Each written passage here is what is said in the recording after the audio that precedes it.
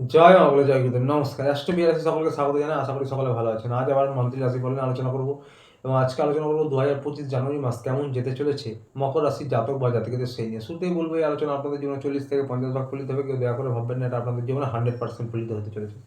তার কারণ হচ্ছে বর্তমান পরিস্থিতি অনুযায়ী যার ব্যক্তিগত লগ্নগোষ্ঠী গ্রহস্থিতির সঙ্গে যতটা বেশি ম্যাচ করবে তার সঙ্গে ততটাই বেশি ফলিত হবে। এবং এটি কারোর ব্যক্তিগত লগ্নগোষ্ঠী নিয়ে আলোচনা নয়, সেটা মাথায় রেখে দেখবেন। এর উদ্দেশ্য হচ্ছে যা কিছু ভালো রয়েছে তা দেখে যেন আরও ভালোভাবে প্ল্যান করতে পারেন এবং যা কিছু খারাপ বা নেগেটিভ রয়েছে তা দেখে যেন সতর্ক বা সাবধান হতে পারেন। তো আর বেশি দেরি না করে শুরু করবো আলোচনা। শুরুতেই বলবো যারা বিদ্যার্থী পরীক্ষার্থী রয়েছেন তাদের উদ্দেশ্যে আপনাদের কিন্তু ৫ নম্বর হাউসটি যেটি রয়েছে সেটা থেকেই কিন্তু বিদ্যা, পড়াশোনা এসব বিচার করা হয়। সেখানে দেবগুরু বৃহস্পতি রয়েছে, যদিও শত্রু রাশি রয়েছে, কিন্তু দেবগুরু বৃহস্পতির আশীর্বাদে আপনাদের কিন্তু পড়াশোনার জন্য এই মাসটা ভালো যাবে। পড়াশোনায় উন্নতি হবে, উচ্চশিক্ষায় উন্নতি হবে। যারা যে কোনো কম্পিটিটিভ এক্সামের ক্ষেত্রে, পড়াশোনার ক্ষেত্রে, অ্যাডমিশনের ক্ষেত্রে আপনারা সফলতা পাবেন। এবং যারা হায়ার এডুকেশনে রয়েছেন, তন্ত্রমন্ত্র জ্যোতিষ নিয়ে পড়াশোনা করছেন তাদের জন্য কিন্তু সময়টা ভালো। তবে বুধ কিন্তু ১২ নম্বর ঘরে চলে যাবে। পড়াশোনার জন্য খরচ বৃদ্ধি হতে পারে। বুদ্ধির কারক, বাণীর কারক, তখন কিন্তু একটু বুদ্ধি কম অ্যাপ্লাই করতে পারেন আপনারা। সেই বিষয়টি খেয়াল রাখবেন। মন একটু চঞ্চল হতে পারে, এই বিষয়গুলি খেয়াল রাখবেন। তবে প্রচেষ্টা প্রয়াস অনুযায়ী আপনারা কিন্তু সফলতা পাবেন। ভালো সময় আপনাদের যাবে পড়াশোনার জন্য। যারা সরকারি চাকরির জন্য প্রচেষ্টা করছেন তাদের সময়টা ১৪ তারিখের পর থেকে বিশেষ করে ভালো যাবে। ১৪ তারিখের পর থেকে সরকারি পরীক্ষার এক্সামের জন্য সময়টা ভালো। প্রেম ভালোবাসায় যারা রয়েছেন, লাভ রিলেশনে, তাদের উদ্দেশ্যে বলবো যে আপনাদের কিন্তু এই মাসটা বেশ ভালোই যেতে চলেছে। নিজেদের বোঝাপড়া উন্নত হবে, আনন্দ হুল্লোড় হতে পারে, ঘোরাফেরা হতে পারে। তবে ৪ তারিখের পর মুখের বাণী এবং ক্রোধের উপর নিয়ন্ত্রণ রাখবেন এবং টুকটাক কলহ মনোমালিন্য হলেও আপনারা কিন্তু সেগুলোকে পেছনে ফেলে এগিয়ে যেতে পারবেন দেবগুরু বৃহস্পতি কৃপায়।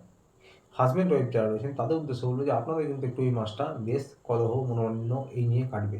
তার কারণ হচ্ছে আপনাদের কিন্তু ৭ নম্বর হাউসে মঙ্গল রয়েছে নিচস্থ এবং তার উপরে আবার সূর্যদেব এসে যাবে ১৪ তারিখে মঙ্গলের সামনে। সূর্য মঙ্গল সামনাসামনি হলেই কেউ কারোর থেকে কম নয় এরকম একটা মনোভাবের সৃষ্টি হয়। আপনাদের পার্টনারের মধ্যে একটা অ্যাগ্রেশন বেড়ে থাকবে, রাগ বেড়ে থাকবে, আপনাদের মধ্যে একটা চাপা রাগ থাকবে, ইগোর সমস্যা খুব দেখা দেবে, একে অপরকে ডমিনেট করার সম্ভাবনা হতে পারে।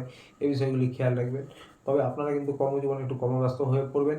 নিজেদের বোঝাপড়া উন্নত করুন, ইগোকে দূরে সরিয়ে রাখুন, একে অপরকে হেল্প করুন, তাহলে মোটের উপর সমস্যা অনেকটাই কম হবে। পরিবারের জন্য বলবো আপনাদের কিন্তু পরিবারের কাজের জন্য দায়িত্ব কর্তব্যের জন্য আপনাদের কিন্তু একটু কর্মব্যস্ততা বাড়বে।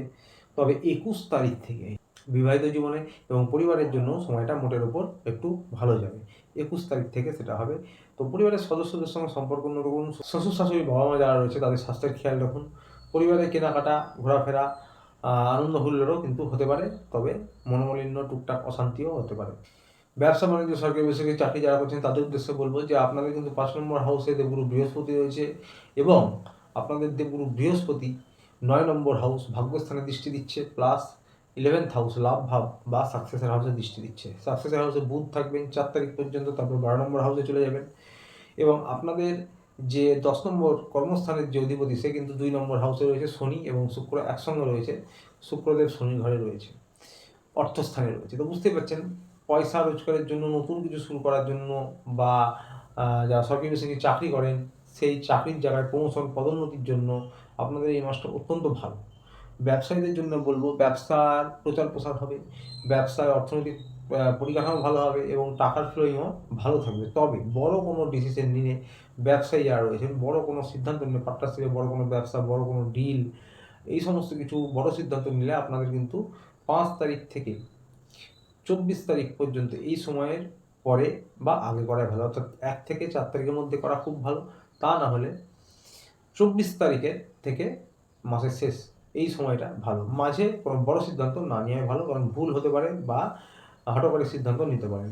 তাছাড়া ব্যবসার জন্য ব্যবসা যেমন চলছিল তার থেকেও ডেভেলপমেন্ট হতে পারে এবং ব্যবসার প্রচার প্রসার বা অর্থনৈতিক পরিকাঠামো ভালো থাকবে। আপনাদের যারা সরকারি বেসরকারি চাকরি করেন তাদের উদ্দেশ্যে বলবো আপনাদের প্রমোশন, পদোন্নতি হতে পারে। রাজনৈতিক ফিল্ডে যারা রয়েছেন তাদেরও কিন্তু ১৪ তারিখের পর থেকে সময়টা ভালো।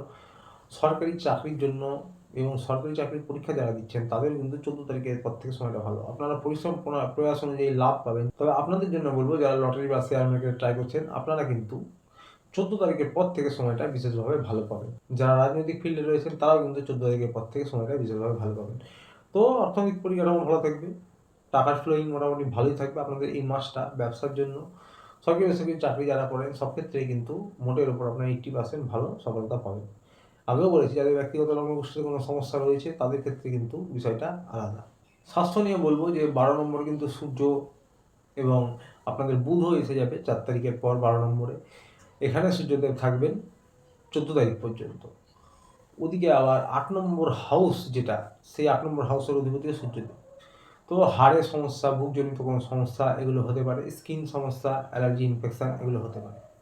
রক্তজনিত কোনো সমস্যা হতে পারে, high blood pressure, low blood pressure.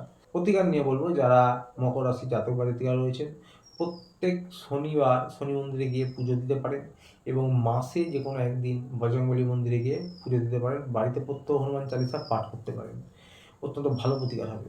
এলাকায় কালো কাক থাকলে বাড়ির ছাদে বা উঠোনে কালো কাককে কিছু খাবার খান প্রত্যহ, অত্যন্ত ভালো প্রতিকার হবে। এটি সারা জীবন করতে পারেন। তো আসছিল এই পর্যন্ত। ভিডিওটি ভালো লাগলে চ্যানেলটি অবশ্যই লাইক সাবস্ক্রাইব করে পাশে থাকবেন। দেখা হচ্ছে আবার পরের ভিডিওতে। ভালো থাকবেন, সুস্থ থাকবেন। নমস্কার।